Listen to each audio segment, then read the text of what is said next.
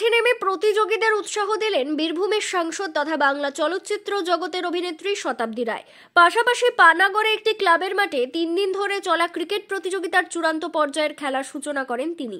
এদিন শতাব্দী রায় ছাড়াও খেলার মাঠে উপস্থিত ছিলেন আসানসোল পৌরসভার ডেপুটি মেয়র অভিজিৎ ঘটক, পশ্চিম বর্ধমান জেলার জেলা পরিষদের সদস্য বৈশাখী ব্যানার্জি, খেলার উদ্যোক্তা পল্লব ব্যানার্জি সহ অন্যান্যরা। এদিন চূড়ান্ত পর্যায়ের খেলার সূচনার পাশাপাশি দুই প্রতিযোগীর হাতে পুরস্কার তুলে দেন শতাব্দী রায়। শনিবার পানাগড় বাজারের একটি ক্লাবের মাঠে শুরু হয় আইপিএল এর ধাঁচে ক্রিকেট প্রতিযোগিতা। 3 দিন ধরে চলা ক্রিকেট প্রতিযোগিতার চূড়ান্ত পর্যায়ের খেলা অনুষ্ঠিত হয়। সোমবার বিকেলে চূড়ান্ত পর্যায়ে খেলা দেখতেও প্রতিযোগীদের উৎসাহ দিতে ব্যাট হাতে খেলার মাঠে নামেন শতাব্দী রায়। এদিন খেলা দেখার পাশাপাশি শতাব্দী রায়কে দেখতে মাঠে দর্শকের উপস্থিতি ছিল চোখে পড়ার মতো।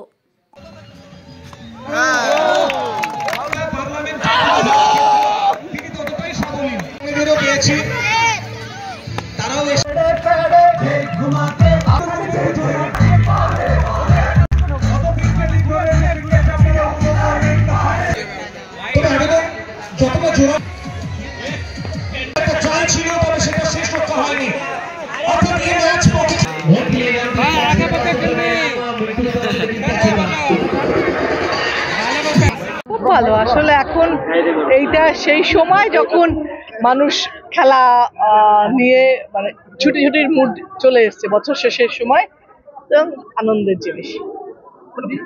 ফুটবল আর ক্রিকেটের মধ্যে মানে কিরকম উন্মাদনা? ফুটবলের সাময়িক মানে উন্মাদনা হয় না, যে কিছু স্পিরিট আছে, তাড়াতাড়ি আছে সময়ের মধ্যে। মোহনবাগান, ইস্ট বেঙ্গল, মোহামেডান, এখানে মানুষ বাঙালি পাগল ফুটবলের জন্য। ক্রিকেট তো ক্রেজ, ক্রিকেটের জন্য স্পন্সর প্রচুর আছে, ক্রিকেট খেলার জন্য টাকা প্রচুর আছে, ক্রিকেটারদেরও সেই জায়গাটা তৈরি হয়ে গেছে। তরুণ প্রজন্মের জন্য কি বলবেন? মাঠে নামতে হবে, খেলতে হবে।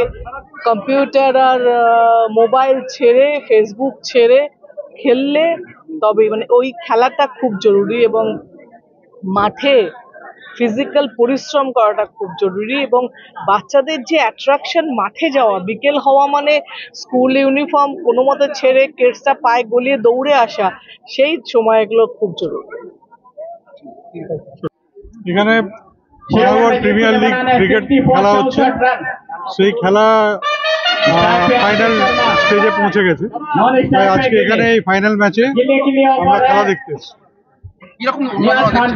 ভালো লাগছে, বিশেষ করে ক্রিকেট সকলেরই প্রিয় খেলা, এবং এখানে এত মানুষের ভিড় হয়েছে, তাতে বোঝা যাচ্ছে যে টুর্নামেন্ট সফল। এবং যেহেতু পানাগড়ের প্রিমিয়ার লিগ, এই ধরনের খেলা এখন চারিদিকে হচ্ছে, যেখানে ক্রিকেটারদের অকশন করে তারা টিম তৈরি করছে, তাতে একটা আলাদা আমেজ তৈরি হয়, মজা পায় প্লেয়াররা খেলতে, এবং একটা উন্মাদনা আলাদা। দেখুন, বাংলার মানুষ তো ফুটবলটাকে বেশি ভালোবাসে, কিন্তু ক্রিকেটের একটা আলাদা থাকে, কারণ এই ক্রিকেট ম্যাচ শুধুমাত্র বাংলায় নয়, অন্যান্য রাজ্যে এবং অন্যান্য দেশও খেলে।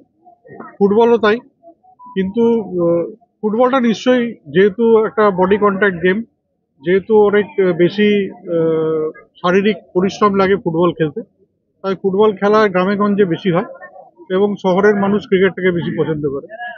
তাই দুটো খেলাই ভালো, দুটো খেলাতেই আলাদা আনন্দ আছে।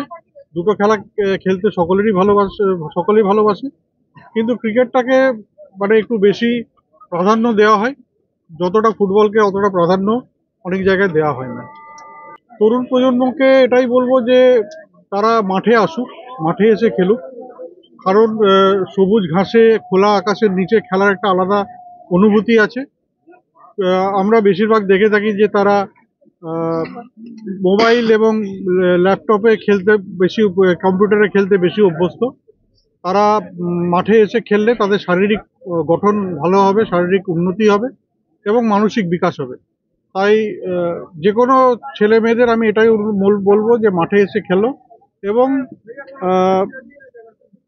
ফুটবল বা ক্রিকেট যাই হোক না কেন, যে খেলাটাই ভালো লাগে সেটাই তারা খেলে।